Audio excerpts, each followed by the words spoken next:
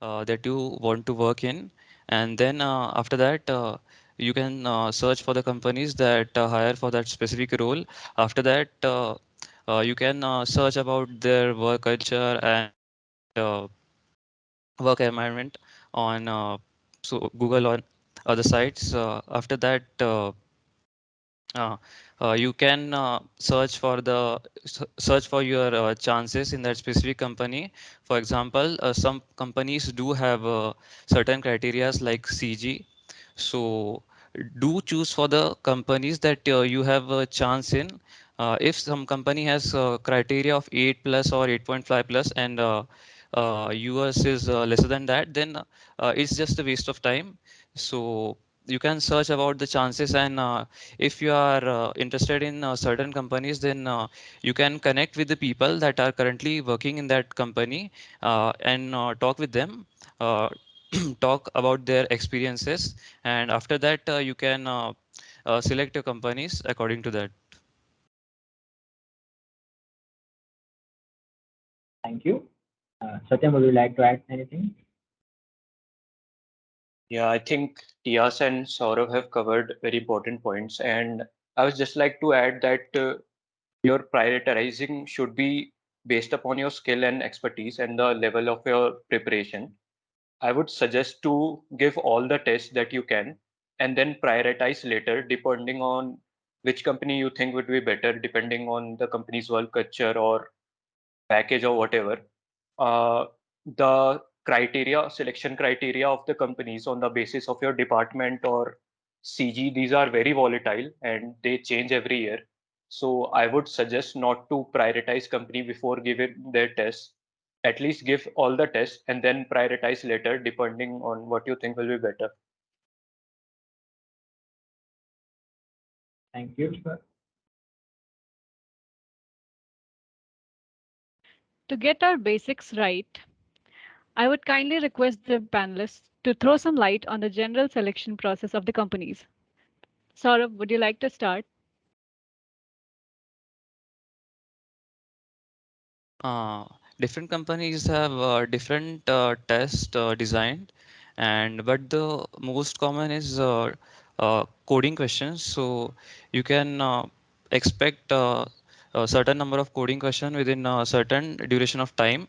Apart from that, many companies have MCQ types, which include your coding questions like certain output for the certain code, and then there are questions on networking, operating system, and OOPS and DBMS. So first of all, you can expect coding question from every company, and then some companies will have MCQs, and apart from that some companies will have different type of questions like Amazon had debugging type, and then there will be some work culture related questions, but you don't have to prepare anything for that. So that's all.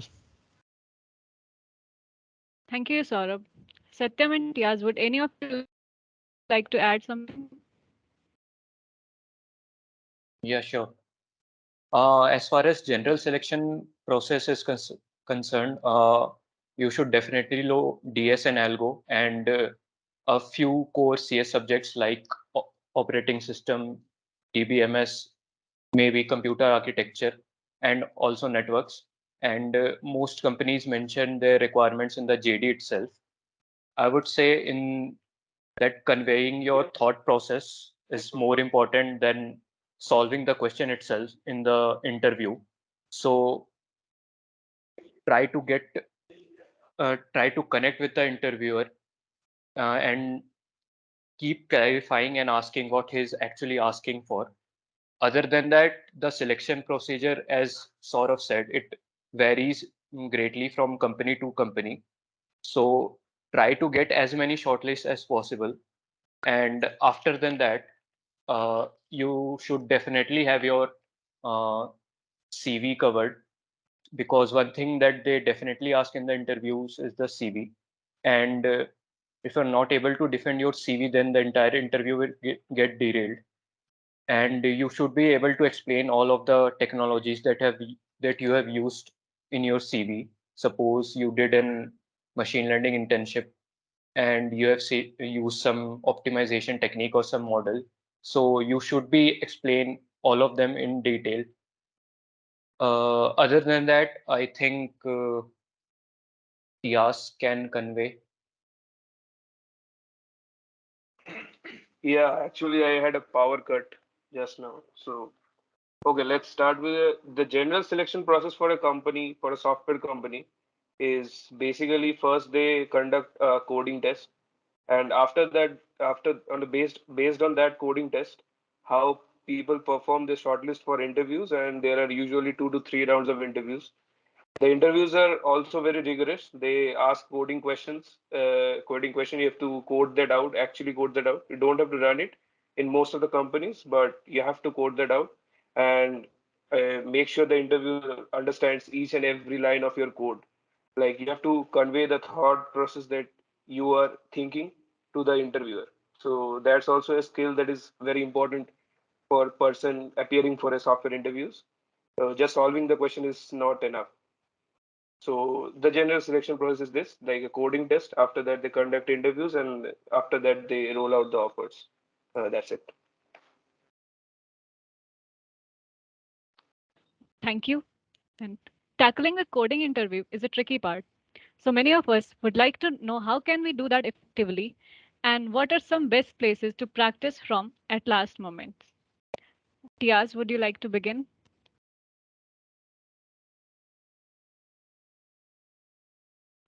Yeah. So there is no means hard and fast rules how to tackle coding tests effectively. So the best thing that we you want to think is that time. Time is going to play a very important role in this coding test because even if you can think of the logic immediately by seeing the question, you will not end up doing in the specified time they have. So you have to fast really type. You have to for that the best practice in the last moment is to revise the algorithms that you have with you and also give rigorous contest, I would suggest, because contest is one thing that prepares you for an interview. You can go to different sites like CodeChef or Codeforces. Among them, Codeforces is better, and in the last moment you can just sweep through all the algos that is available to you. There is also a very important site like cpalgorithms.com. You can visit that site that has the last minute's notes that are available to that you can just sweep through in the last moment. And for the effectiveness, you have to work on your typing speed. You have to get the logic and code in a specified time, and contest prepares the best for you. So these are the various practices that you can follow in tackling coding interviews. That's really helpful, Tiaz. Saurabh, please give us your insights. Yeah. So for tackling the task effectively, you should practice as much as you can because speed definitely matters. You have to complete the set of questions in the allotted time. And even if you can solve all the questions, but you are not able to complete in the time, then it's just a waste. So if you practice as much as you can, then you'll be faster, and you will also be like when you solve many questions, then you can relate with the questions in test that this has similar logic, so you would be able to solve the question faster. And as far as the uh, last moment practice, then you can bookmark certain questions at the time of practicing, that you feel that these questions are very important, or some standard questions that companies really love to ask. And you can expect similar questions in the test also. So for the last moment, you can go through those questions, and then yeah, that's pretty much it. Thank you, Saurabh. Satyam, we would like to know your strategies. Yeah, since the question is best place to practice in the last moment, I would say lead code is the best way to go because when you are developing your basics, it's a good practice to check out every resource you can, GFG, Code Forces, Interview Bit, etc., to try to get a grasp of the theory.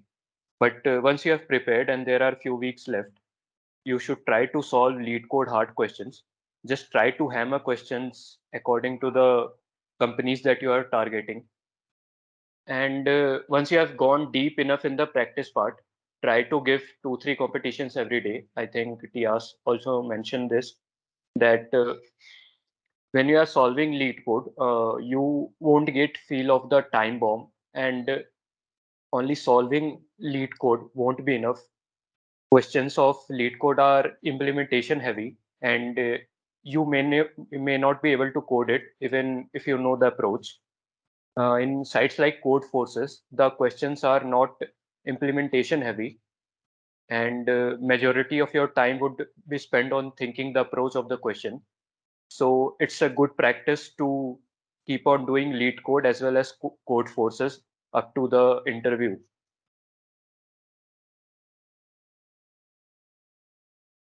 Thank you, Satyam. Proceeding with our discussion, acing interviews is the most prominent step to get selected. So I would like to ask the panelists to give a word of advice to excel those interviews. So, Saurabh, would you like to begin? Yeah. So the most important part is you should be clear with the all projects and everything mentioned in your CV, because that's the most important thing you can expect in the interview. If you are not clear about something that's written in your CV, that will give very bad impression in the interview. So first of all, you should be very prepared for your CV. Apart from that, you will be asked coding questions.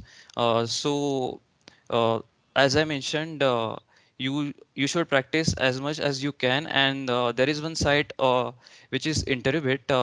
So they have the questions that are mainly asked in the interviews, and they also have the company tags, and they have limited questions. So if you are preparing or aiming for the certain company and you have very little time, then you can go through the questions which have that certain company tag. And in the interview, it's very important to convey your thought process. If even if you can solve the questions in very less time and you aren't able to convey your thought process to the interviewer, then there is a very much chance that you will get less marks in the interviewer's evaluation criteria. So even if your approach is not the perfectly optimized, and if you are able to convey your thought process very clearly, then there is a chance that you will get selected in the next round. So the most important thing is talk with the interview and connect with the interviewer as much as you can, and with every little portion which has a logic, explain it to the interviewer that you are doing this question in this way. So the advantage is that even if you are stuck at a certain point, he may give you a hint, and uh, you can proceed in the question even when you are stuck. So yeah, that's it. Thank you, Saurabh. Satyam, would you like to go next? Yeah, so interview preparation can be a little company specific because some just ask DS and Algo, while some could also ask some core CS subjects. They also might have a round to see whether you are a good fit to the company. So most important thing is have a look at the various Google Docs and Facebook groups, Discord groups, and see what other questions are being asked in other ITs. In my case, in my experience, this is the most important material that you can look before going for the interviews. Also, ask your friends for a rigorous mock-up. Tell them to ask everything from CV to coding to HR questions, because having mock interviews is very important. Uh, Try to give as many mock interviews a week before the real interview starts. And in the interview itself, try to get friendly with the interviewer, because mostly they understand that people are going through a tough time and have not slept properly for many days. So try to connect with them. And while solving coding questions, try to explain what you're writing in every line of code, and keep clarifying and keep asking questions from them. If you try to maintain this channel of communication, then it would sound good. Also, for HR rounds, try to fabricate a story around the questions asked. Uh, don't try to fake your personality or anything. Be real and genuine, and try to say something real that may have happened than saying something idealistic. And I would say that's all.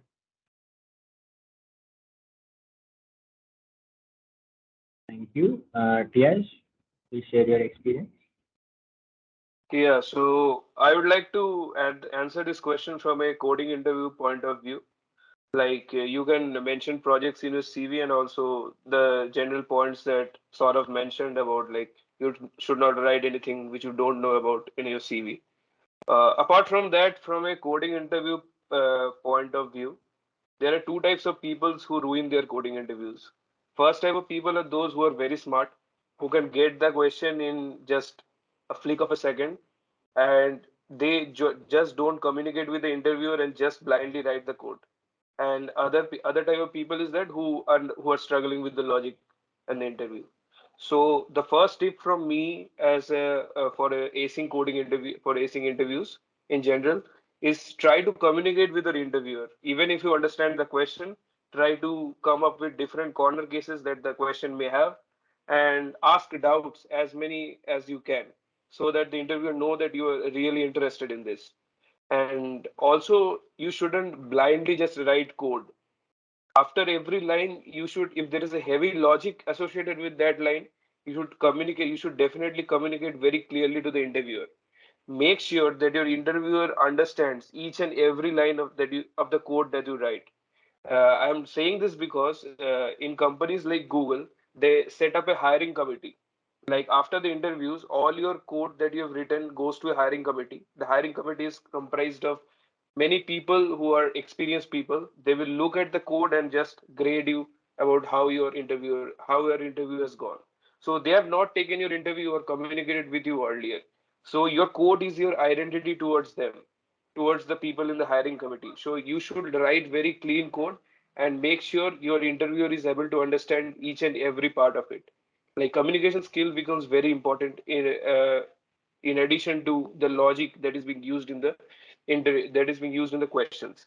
Also, one tip I would like to give is that even if you have seen if an interviewer asks you some question, even if you have seen that question earlier, don't try to pretend that you know everything.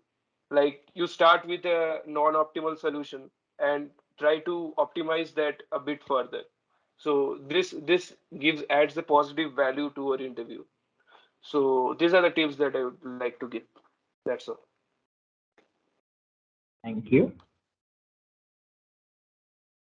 It's time that we take up some questions from the audience. The audience, if anyone has a question for the panelists, please put it in the chat box.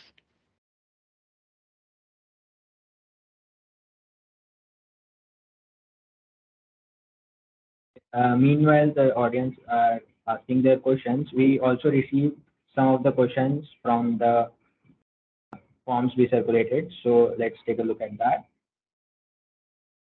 How important are the topics like OS, DBMS, network for non-circuital students? Is the depth of question same as this for the CS student? So if any of the panelists would like to take this question.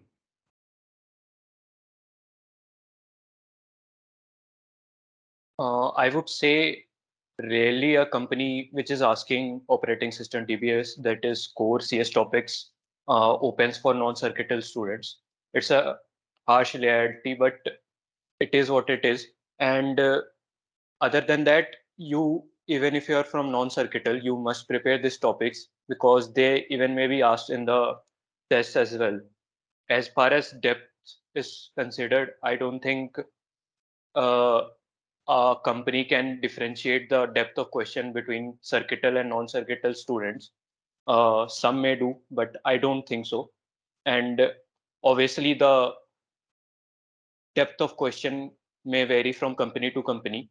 but in a company itself, it shouldn't vary for non-circuital and circuital students. Yeah, Thank I you. can add something to that. I can add So, something to that. Like, yes, you can prepare for OSDBMS networks, etc., but you should be very company specific. There are not many companies who ask these questions in depth. So you should study a bit more about what questions are asked in the companies. And also regarding the depth is that, like, yes, for sure, as Satyam mentioned, that they can't differentiate between circuital and non-circuital students. But don't try to fake anything. Like, if you don't know the answer, just say you don't know the answer. Don't try to give some vague explanations to the questions. So that's the tip that I want to give. Like, if you don't know, just say I don't know this topic. Ask from a different topic. So that creates a good impression. Thanks. you, Saurabh, would you like to add anything? Yeah, I think they have covered the most of the topics, but I'd like to add that it's always good to be prepared in these topics because first of all, many companies will ask questions about these topics in the test, and apart from that, even in the interviews, even if you are non-circuital students, they may ask these questions and like if you have a similar skill set to compared to the circuital student, then if you perform similarly, then there is a great chance that they'll hire the circuital student because apart from your skills, he also has the knowledge in these subjects.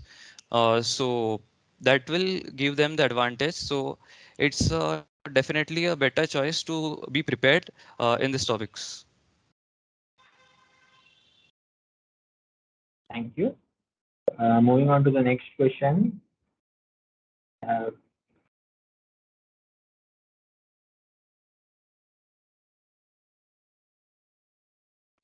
how do we write code in interview or pseudocode? How to write those codes? If any of you would like to answer. Yeah. Yeah, I can take the So okay.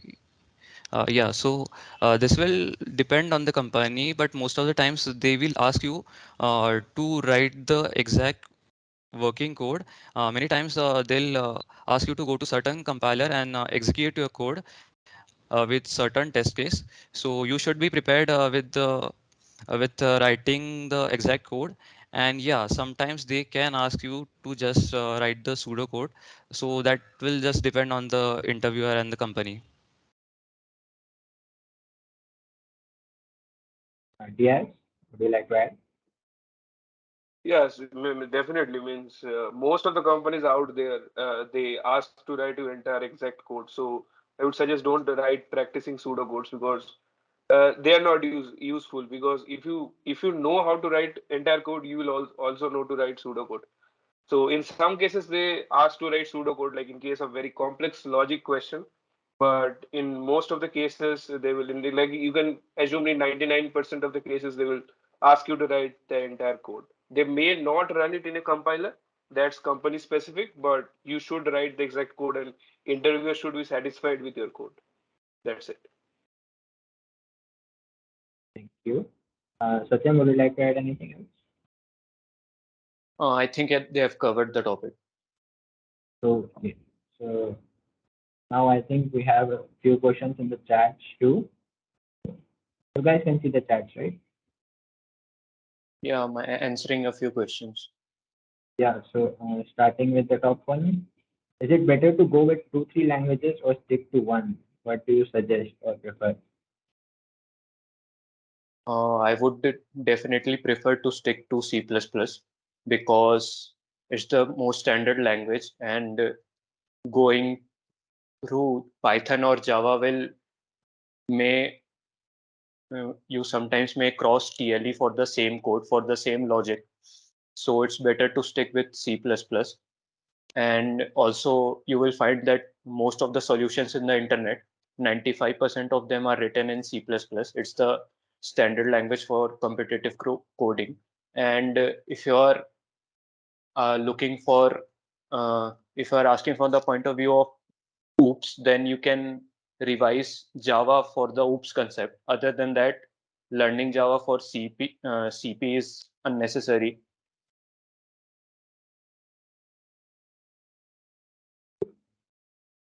Any of you would like to add anything? Yeah, I will also go with only one language principle. Just stick to one language, that's C++. For a simple reason that the C++ is very convenient in contest because it's generally faster than the other languages.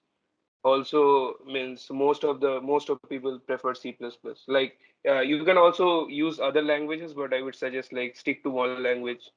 Don't go much because language doesn't add anything to your interview. Your logic will tell the thing. That's it.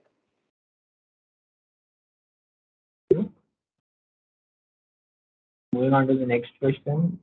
What is the difference in difficulty level of coding tests of internships and placements? Saurabh, would you like to take this one? Yeah. So again, that will be dependent on the company. So you can't expect the exact same thing. But for general criteria, you can expect that the test questions in the placements would be more difficult. But again, that is company specific, so there is no certain rule. Yes, Satyam, would you like to add anything to that?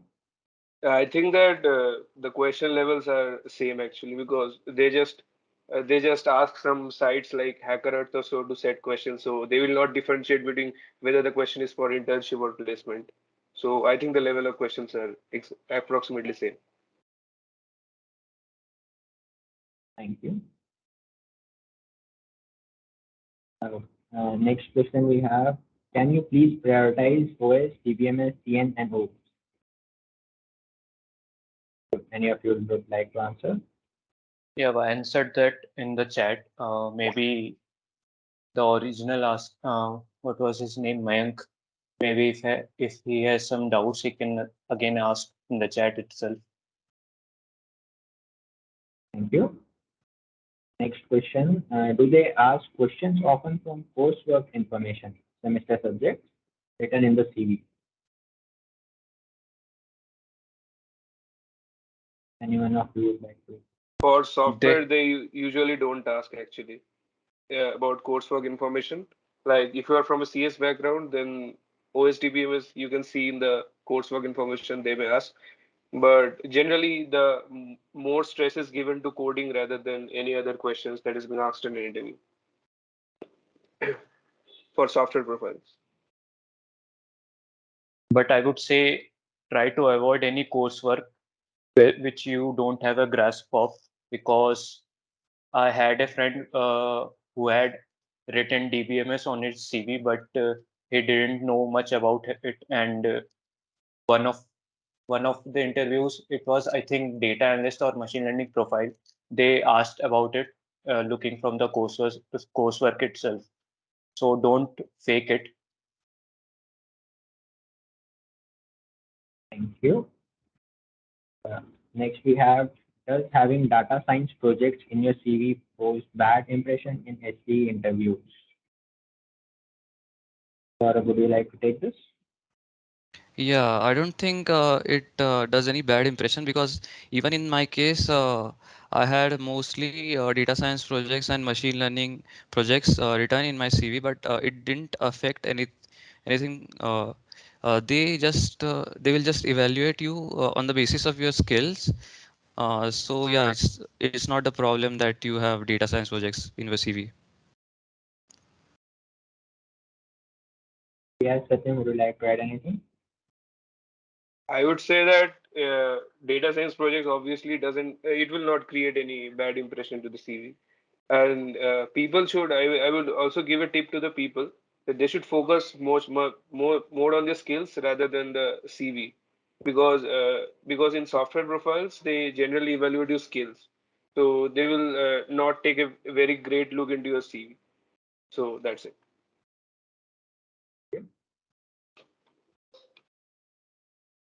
Next, we have, apart from projects and prior internship, is it important to have some sort of PORs for SDE roles? Satyam, would you like to answer that? I don't think PORs have any sort of role in SD profile. It's good to have them for it looks good on the CV, but it has no real value of itself. Yeah, Saurabh, would you like to add? Yeah, as Satya mentioned, it's not much relevant in the SD role. You may discuss it with your interviewer, that will not impact your evaluation score. So, uh, yeah, you will not discuss about your PORs in the most interviews. Yeah, I would say that POs don't add much value to your CV, especially in case of software roles. But if by chance you have any technical POR associated with it, like web development or something like that, I would recommend people to write technical terms in that POR because and highlight them because they may add some value to your CV. That's it. Thank you. So we have, I think, last question. Does the time in which the questions are solved in the online test assessments matter?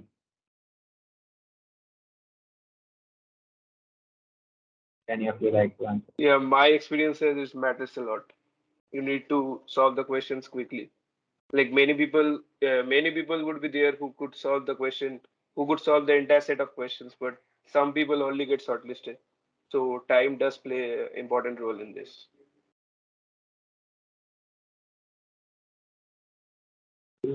Anything you guys would like to add? Yeah, as you mentioned, time would play important role in the assessment, but just remember one thing that as mentioned in the previous questions, try to communicate with your interviewer just to finish the question as fast as possible. Don't skip this part. So as long as you do that, you are fine.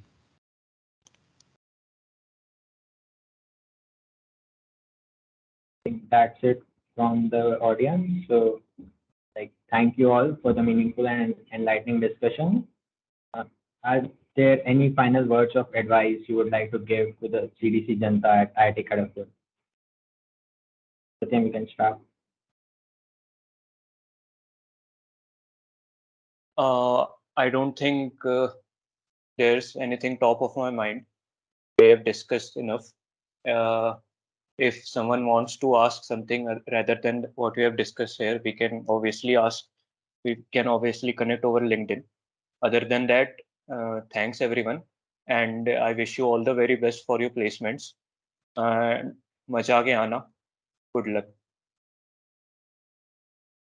Thank you. TR, anything from your side? Yeah, I want to give one advice like don't get demotivated. Like in this software field, if you are solving questions in contests, etc., you may feel demotivated if you are not able to solve one or two questions. I would suggest that if you are not able to solve a question, just look into the editorial. Like it's very possible that the same question you are going to see in a coding interview. So at least know the coding interview or assessment test.